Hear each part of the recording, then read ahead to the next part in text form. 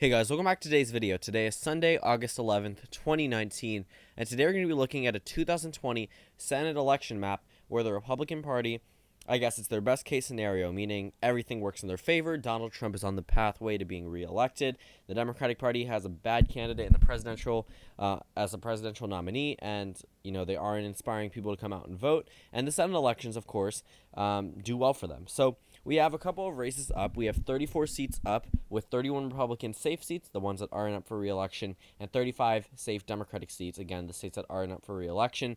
This map is not as good for the Republicans as 2018, but keep in mind that midterm year was a Democratic wave year. They definitely had a lot more opportunities for pickups. They could have had a pathway to close to an overall 60 to 40 majority. Obviously, that's not what happened. A number of those states stayed within the Democratic Party because of the year being a Democratic wave year, and some states flipped from red to blue.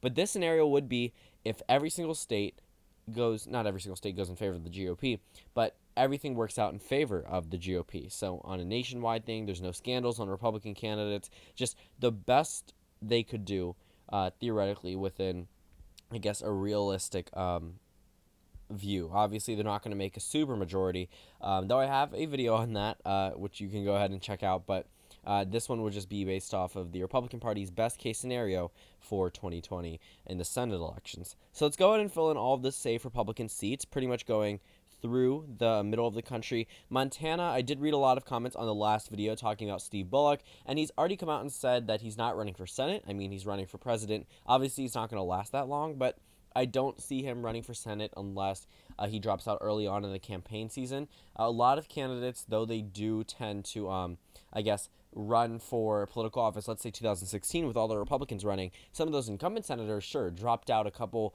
days or even weeks before their primary for their Senate election or House of Representatives election, or governor election, whatever it may be, and decided to run for the primary. But a lot of these presidential candidates, even though they are known in their own individual state, probably won't drop out 3 days before their own primary just to switch the bid that they're running for. Steve Bullock, if he is to announce, if we see an early announcement of him dropping out, then it may hint that he's going to run for Senate in Montana. But as of right now, that's a denied, I guess, candidate list for him. Montana goes to the GOP by the safe margin. Texas would actually be safe in the best case scenario for obvious reasons. That one's probably going to end up as being leaner likely in favor of the GOP. Going through here, Kentucky, though we do have a contested Senate race with Amy McGrath running in the Senate. Again, this would be the best case scenario for the GOP, a 15 to 16% margin for Senator McConnell here. Tennessee has an open seat, but still expected to go to the GOP regardless. Probably going to end up this way, regardless of the Democrats having their own best case scenario. State of Mississippi, though it did get close in the special election, this one is probably going to go to the GOP, definitely going to go to the GOP, but by a safe margin in this scenario. Same thing with South Carolina and West Virginia.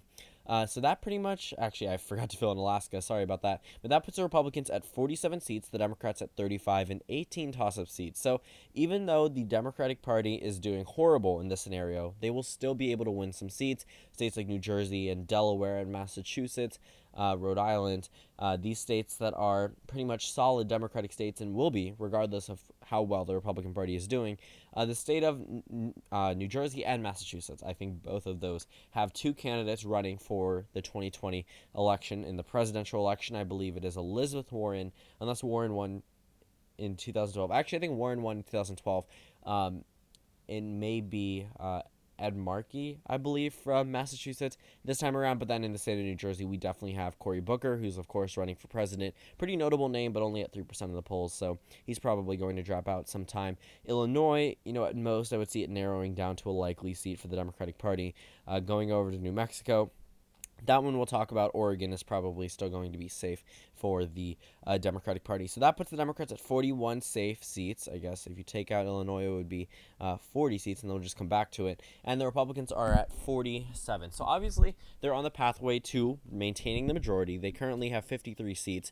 But let's go ahead and go through this map to see what would be the Democratic Party's failures if they were to, I guess, have a really low grade tier of candidates.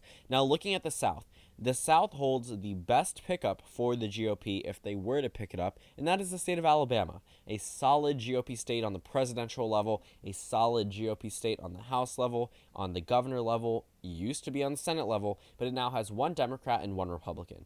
I believe that a Republican here is Richard Shelby, and the Democrat is Doug Jones. The interesting fact is that Richard Shelby was the last Democrat from Alabama and is now a Republican senator. He switched political parties. I think he did it with Newt Gingrich back in 94, 93, somewhere around there. But the state of Alabama right now has one Republican and one Democrat. Obviously, the Democrat's up right now, and that is the state that could be the biggest pickup for the GOP. Now, though there is a Democratic incumbent, I would say the best case scenario for the Republicans would be a solid, safe victory. 15% or more with a very popular Republican running, let's say Jeff Sessions or someone of that caliber runs and for Senate in the state of Alabama, you can expect them to win by a safe margin in the best case scenario for the GOP. Going over to the state of Georgia, I'd say even in the best case, it would be a likely state. We're talking about a state that is typically a swing state in presidential elections. Now, if you look at 2018's margin, it doesn't look any better for Republicans. Even in their best case, I still think that it's going to be a likely state for the GOP. Going over to North Carolina, we have an incumbent here. I actually think that he may have won re-election. Typically, incumbents in the Senate do not win re-election. I think 2016 was the last time an incumbent won re-election in the Senate, but before then it hadn't happened for multiple senators before then. But the state of North Carolina, I think, would go by a likely margin in favor of the GOP. So that puts them at 50. Let's say Mike Pence is in office again, then they automatically have the majority. The Democrats are currently at 40, leaves 10 toss-up seats.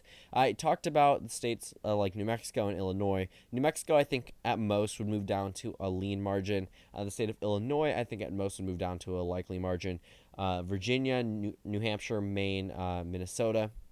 These are all states Hillary Clinton won back in 2016. Oh, and Colorado, states that she won back in 2016. Some, actually, I don't think Colorado has a Republican incumbent, and then the rest have Democratic incumbents.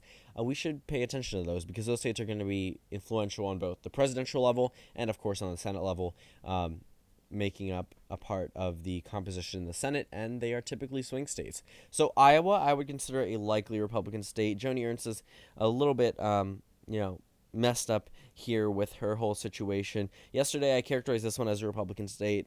In hindsight, I probably should have characterized it as a lean Democratic state in the Democrats' best case scenario. But this time around, I do think that it's only going to be likely. Again, this is probably going to be a swing state, and likely means anywhere from 6 to 15%.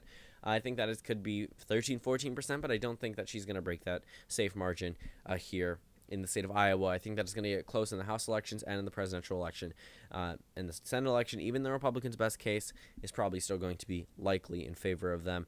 Going over to Colorado, I would say that one at most would be a lean for the GOP if they were to retain the seat. Cory Gardner is pretty much probably going to lose if he doesn't announce his bid for re-election, or if he withdraws it. I don't know if he's completely announced yet, but that would be very monumental for the Democrats, would mean an automatic pickup. The state of Arizona, that one would go to the GOP by a likely margin. Martha McSally there would help aid the GOP retaining their majority, and now they are officially at 53 seats, where they were back in 2018, picking up 2 seats, and making it a 53 to 47 majority. Republicans are at 53. The Democrats are at 42. 5 toss-up seats. So let's go ahead and look at the rest of the country. Maine, I think at most would be a likely state, though Suzanne Collins has had a very, very, very good electoral history. Her approval rating definitely has taken a hit after the whole Kavanaugh hearings, and just a lot of things that are going to be thrown at her for her abiding by partisan rules, for not disobeying the GOP in a number of votes that are probably going to end up hurting her in the general election this time around. Going over to Michigan, this would be a best case scenario. Keep in mind, I think Michigan would be lean for the GOP. I think John James is running yet again after his loss in 2018 against Debbie Stabenow, but this one would go to the GOP by a lean margin, putting the Republicans at 55 and the Democrats at 42. Looking at Virginia and Minnesota, Tina Smith, she's not super popular in Minnesota just because she isn't too well known. She definitely has a higher approval rating than disapproval rating. Same thing with Mark Warner in Virginia. It's really hard to see the GOP doing too well in both of those states. Looking over at New Hampshire, I think this one's still going to be a lean Democratic seat. New Hampshire, though it does have a very, toss-up, has toss-up-like tendencies in the presidential election, this one I think would be lean with a very popular Democrat there, and it already rated as safe by many political pundits. I would say New Hampshire would be at most a lean Democratic state. Virginia and Minnesota, Minnesota at most I would say would be tilt for the GOP. The Cook PVI in Virginia is Democrat +1. And we're talking about a Republican's best case scenario. I would say Virginia would narrowly go to the GOP, but even then, it's very tough making that call. I would definitely say Virginia would either be tilt Democrat or tilt Republican, if not pure toss-up. It's really hard for me to make that call and leave this off on that note. But that leaves the map at 57 Republicans, 43 Democrats. Thank you guys for watching this video. Comment down suggestions below, and I will see you all tomorrow.